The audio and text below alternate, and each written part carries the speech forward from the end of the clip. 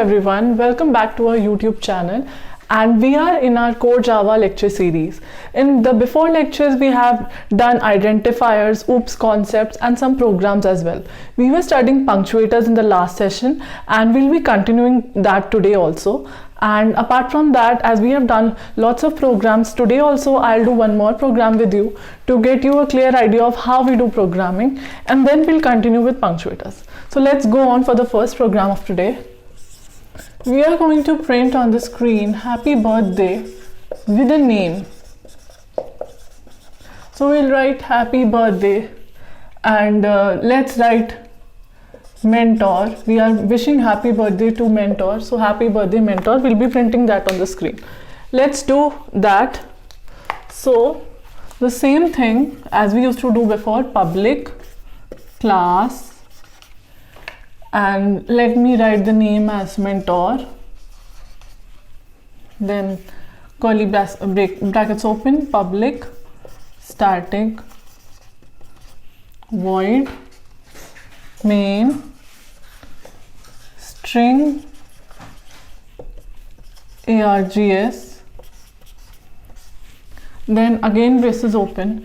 Now I'm going to take a variable of string type. String is used to store anything which I write in the quotes. Like I take string A as my variable and I'm writing here as inside the quotes mentor, quotes close and semicolon. Now this is a very simple program. As soon as I write this, a variable A with a name memory location, that is A, will be created occupying space, and it will have a memory of mentor. It will have a value of mentor.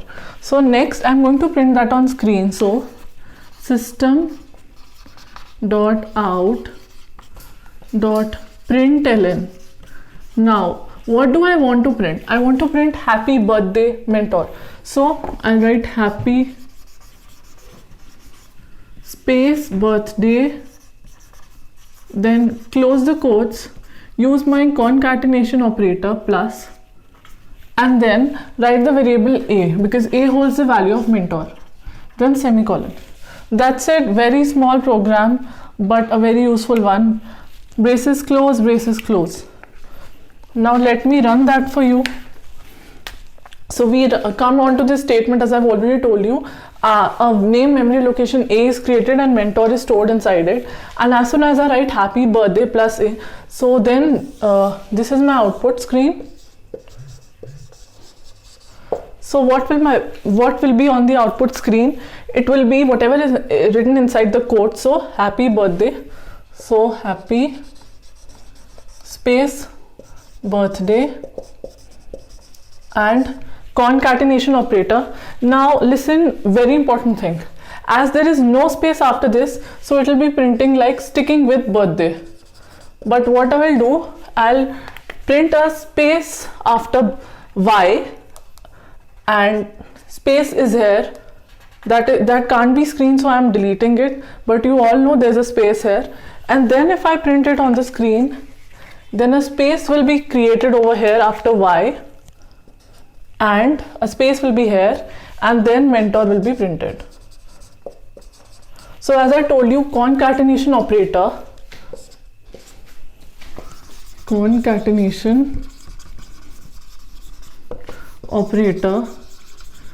it doesn't add space itself. So you have to add space in the quotes itself, so that whatever you are writing after that gets attached to whatever is written in the quotes.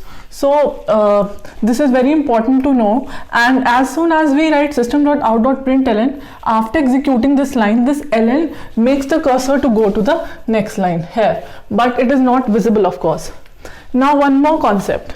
If you don't want the cursor to go on to the next line, then you have to just write system.out.print. You have to remove the ln. In that case, as soon as this line is executed, the cursor will be after the statement.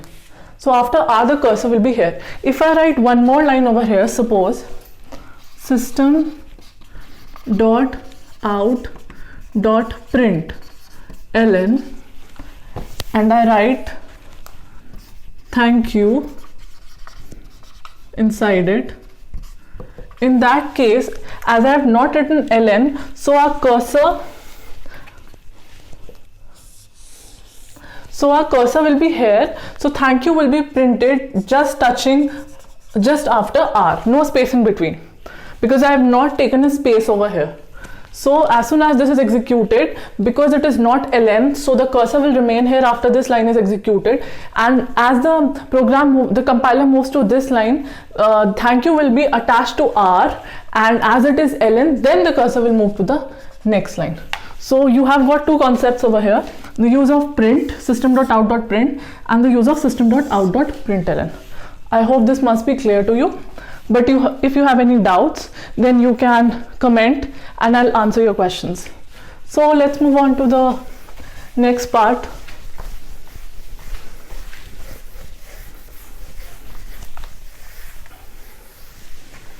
So I'll continue with punctuators then. So one punctuator was left. The square bracket was left.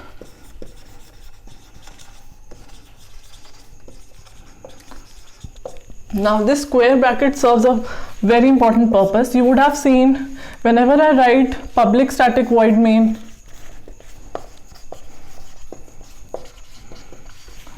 and in the brackets when I write string args, and then I use the square brackets.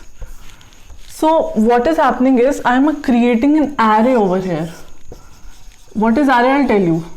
Okay, and whenever I'm creating an array of args name, I have to use the square brackets. So let's go on to understand what is an array.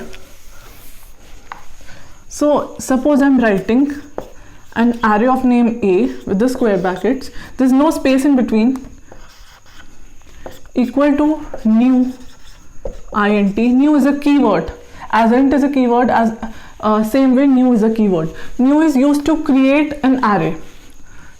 Int and then bracket, no space in between. I'm writing 10. 10 is the number of spaces inside that array. Now what is an array? Whenever you have a key, whenever you have many values of same type, suppose you have 10 integers. Now I have to store it in a place, and I don't want that I have to create 10 variables again and again for storing those values, because it's a tedious task to create 10 variables and that will be very difficult to get organized. So what I do is I create an array. It's a memory location having 10 paths. Suppose these are 10 paths. I'm not counting them, but let's suppose they are 10. So at this position, it is called the 0th position, because array starts with 0 in Java, and it is the 9th position. Because I have 10 spaces, that's why I've created an array of 10 spaces. So 0th position till 9th position, overall there are 10 value which can be stored inside it.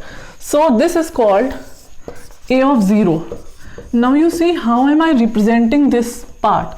By using this bracket, and also when I created the array, I use these brackets over here. So this is the purpose of the square brackets. They are this is called subscript of an array. Subscript is basically representing the position. So when I'm writing a value, suppose 3 over here, so this is 0th position, this is 1st position, this is 2nd position, right? So basically my 3 is inside A of 2. So this 2 is the subscript of the array. Okay, so it keeps on changing as we move forward to other elements. So basically what our square bracket is doing, it is used to enclose the subscript of an array. Okay, now if I want to print this, as I told you, A2, I write system.out.println, then this will be printed like this, A of 2. Directly I write it, then I'll get the value as 3 on the screen. So this is how square brackets are used, a very important thing in Java. Now let's move on to something which is not part of punctuator but a separate thing, that is dot operator. Dot operator. Now dot operator is used to separate a class name from the function name. Used to separate a class name from its function name. And I've already told you, let's revise that. So double R, I had already written that before also. Math dot POW 2,4, right? So this is our class name, math class, and this is our function POW, that is used for power. This is our function name. So you see that I'm using the dot operator here to separate these two, right? So it is used to separate a class name from its function name. Dot operator will be used further also in different things, which we'll be going to do further as we move on to the classes. For now, I'll stop here and we'll be doing other things in the next lecture. I hope you must be clear with today's topic, and if you have any doubts, you can please comment, like, share and subscribe to my channel so that you get updates as soon as we upload new videos and you keep learning. Thank you.